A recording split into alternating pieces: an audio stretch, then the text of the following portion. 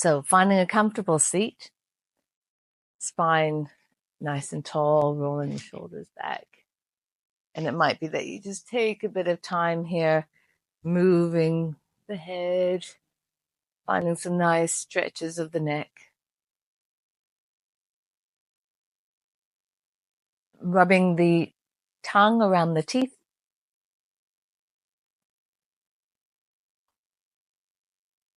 and really stretching the muscles, stretching the skin around the lips. This is also called face yoga, which seems very popular in the beauty industry right now. It is a vagus nerve hack also. So take time swirling the tongue around the teeth, generating a little bit of saliva. Find all those little nooks and crannies.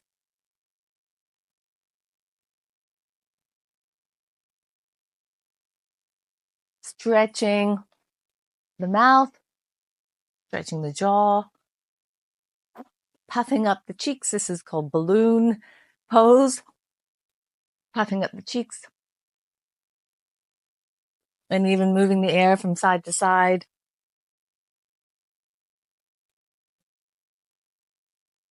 Rub your lips together like you're putting on some lipstick. Take a few breaths in, deep breath in. Hold the shoulders up, clench the fists. Let the breath out, drop the shoulders. Breathe in. Again, tense up. Make an audible sound as you exhale. One more time. Breathe in.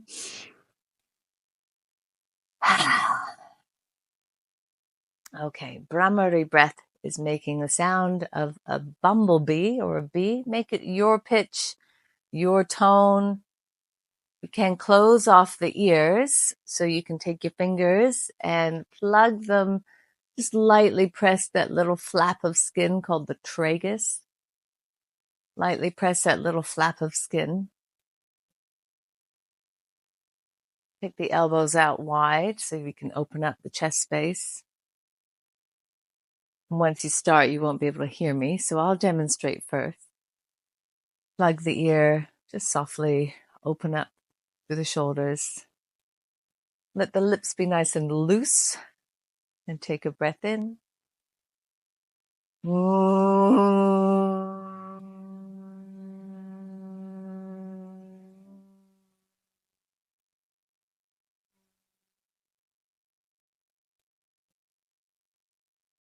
It's one round.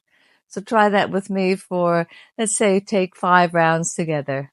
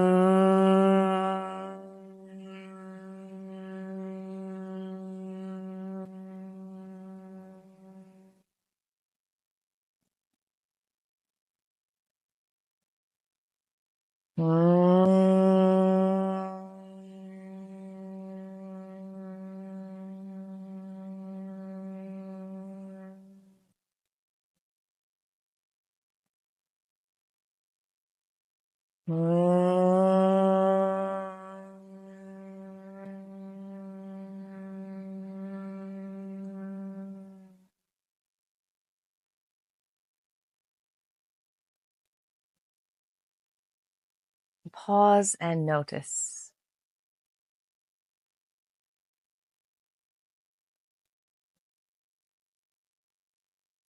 I notice a quietening. I notice a bit more space.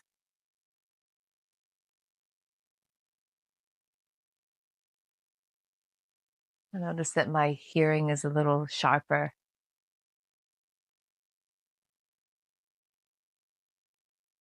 So well done.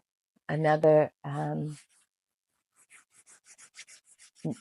technique of Brahmari, or another option of Brahmari, is rubbing the palms together. This is a lovely version that I learned from Uma Dinsmore Thule. So we're rubbing the palms, generating the heat, and it's like we're going to bathe ourselves in this sound. So you're making the same sound, but you're kind of washing over your head and eyes and face. So we are cleansing. These are cleansing practices using sound, our own voice, touch, all things to quieten down our nervous system. So breathing in.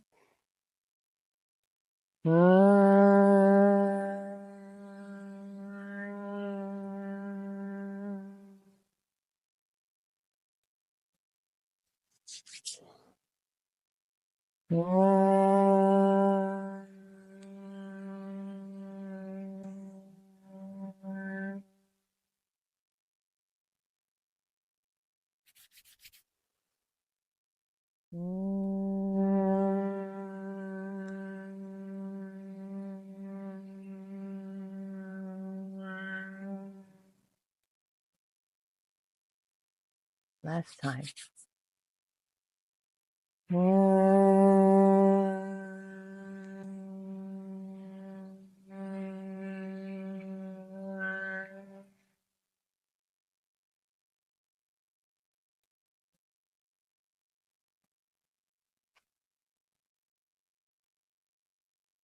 And notice.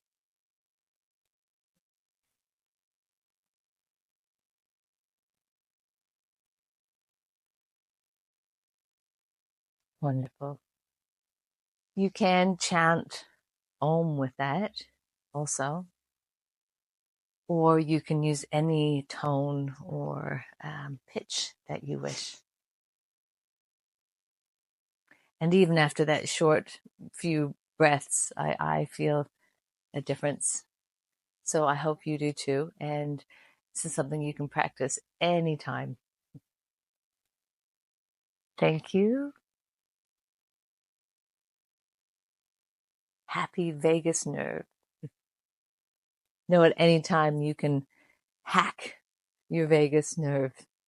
You can change the signals that are going to your brain through these simple techniques. And you can then allow yourself a little bit more space to be able to respond rather than simply reacting.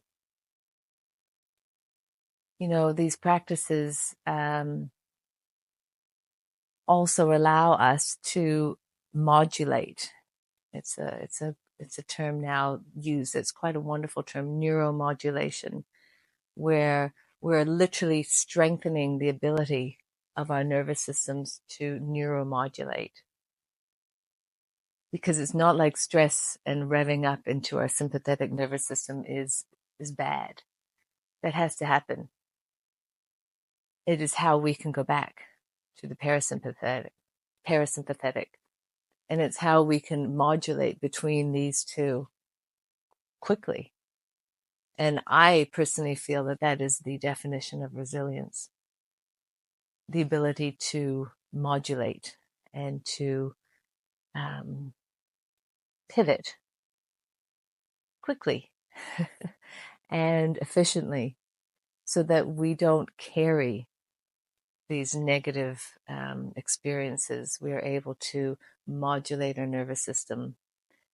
You know, we're not able to think clearly when our frontal region of our brain isn't online. When we're in the amygdala and sort of primal fight flight states, there is no way, no matter how much practice you do, or spiritual practice, or affirmations, or positive thinking that you've done. Literally, if these higher centers of our brain are not switched on, then we don't really have much hope for maintaining our center and maintaining a sattvic state. So thank you for practicing these pranayama techniques for hacking the vagus nerve.